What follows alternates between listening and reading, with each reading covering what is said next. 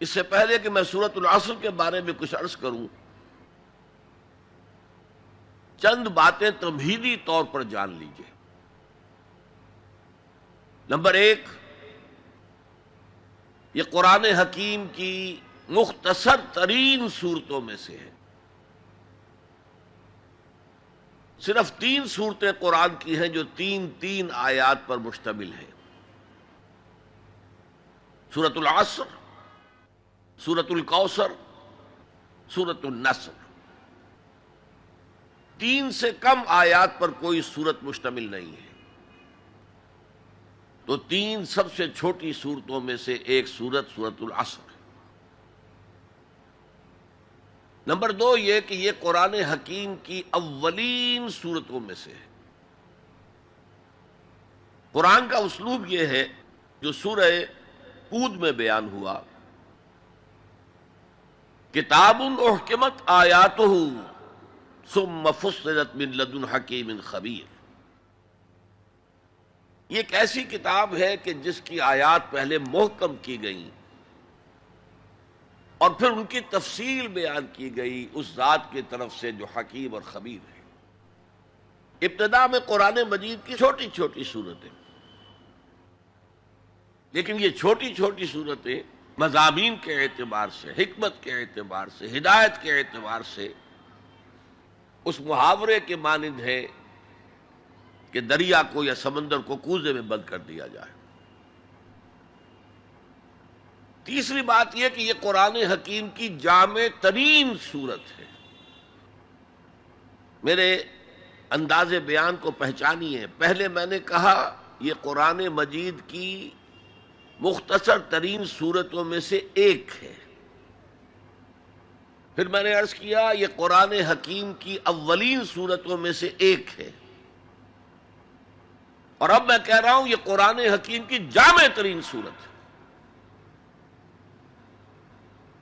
قرآن مجید کا موضوع ہے ہدایت۔ الف لام میم ذالک الکتاب لا ریب فیہ ھدی للمتقین۔ رمضان مبارک کی عظمت کے بارے میں بیان کیا، شہر رمضان الذی انزل فیہ القرآن ھدی للناس وبینات من الھدی والفرقان۔ قرآن سائنس کی کتاب نہیں ہے، اگرچہ سائنٹیفک ریفرنسز قرآن میں ہیں۔ قرآن تاریخ کی کتاب نہیں ہے، قرآن فلسفے کی کتاب نہیں ہے، یہ کتاب ہدایت ہے، فکری ہدایت، عملی ہدایت۔ اور وہ ہدایت جو ہے اس سورہ مبارکہ میں مختصر ترین الفاظ کے اندر سمو دی گئی۔ چنانچہ میں یہاں آپ کو امام شافعی رحمۃ اللہ علیہ کے 2 قول سنانا چاہتا ہوں جو اس سورہ مبارکہ کے بارے میں ہے۔ آپ نے فرمایا لو تدبر الناس هذه السورہ لوسعتهم۔ اگر لوگ صرف اس ایک سورت پر تدبر کریں، غور کریں، سوچیں، فکر کریں تو یہ ان کی ہدایت کے لیے کافی ہو جائے۔ اس سے بھی زیادہ بڑا قول جو مفتی محمد عبدہ نے اپنی تفسیر پارہ عم میں بیان کیا ہے، لو لم ينزل من القرآن سواها لکفت الناس۔ اگر قرآن میں سوائے اس ایک سورت کے اور کچھ نازل نہ ہوتا تب بھی لوگوں کی ہدایت کے لیے کافی تھی۔ اسی جامعیت کی بنا پر صحابہ کرام کا ایک طرز عمل امام رازی نے لکھا ہے، کان الرجلان من اصحاب النبی صلی اللہ علیہ وسلم اذا التقیا لم يتفرقا حتى يقرأ احدهما على الاخر سورة العصر ثم يسلم احدهما على الاخر۔ نبی اکرم صلی اللہ علیہ وسلم کے صحابہ کا معمول تھا کہ جب وہ باہم ملاقات کرتے تھے تو اس وقت تک علیحدہ نہیں ہوتے تھے جب تک ایک دوسرے کو سورۃ العصر نہ سنا لیں۔ اس کے بعد وہ پھر سلام کرتے تھے اور اپنے اپنے راستے پر چلے جاتے تھے۔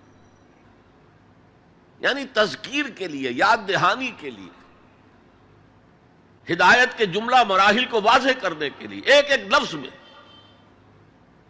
یہ سورہ مبارکہ جو ہے واقعتاً اسی کی مثال ہے کہ سمندر کو کوزے میں بند کر دیا گیا۔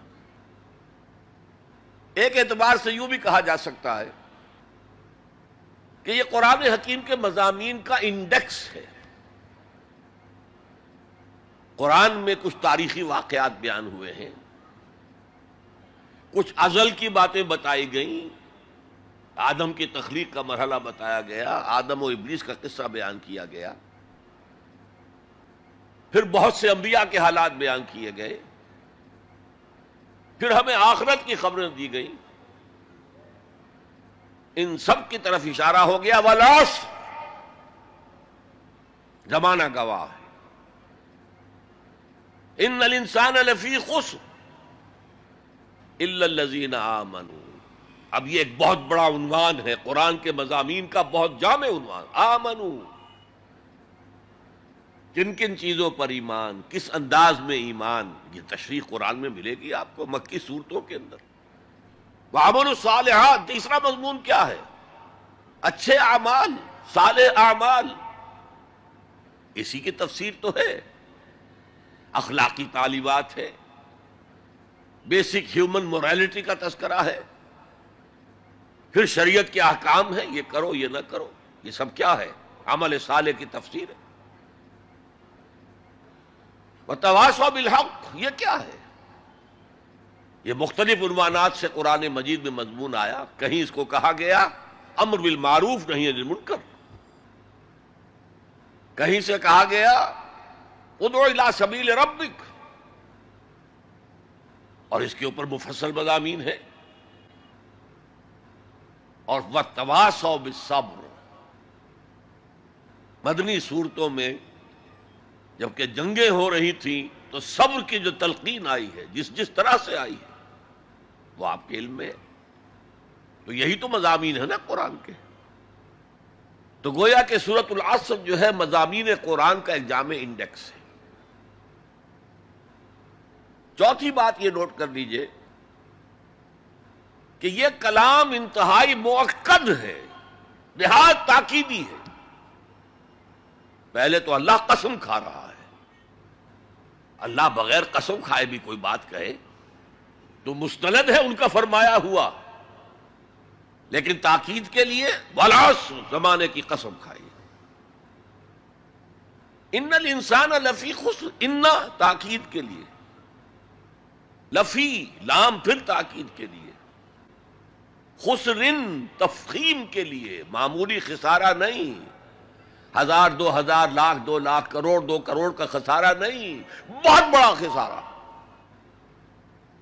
تاکید کی انتہا ہے۔